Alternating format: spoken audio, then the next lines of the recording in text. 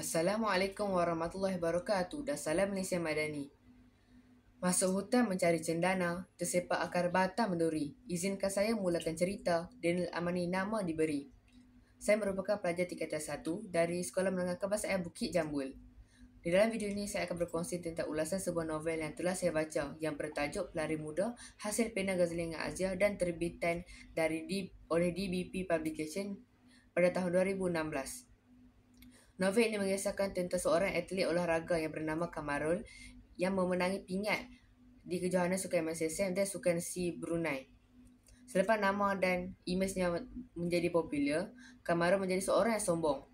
Ramai di kalangan murid dan guru tidak menyenangi sikap Kamarul itu, sehingga rakan baiknya Saridah menasihati Kamarul untuk mengubah sikap buruknya itu.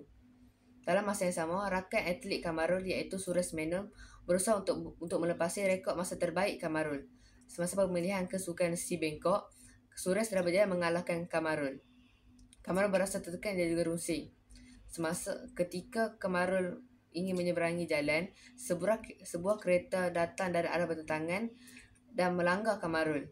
Kamarul telah dihantar masuk ke hospital dan mengalami kecederaan di bahagian muka, mata dan juga lututnya.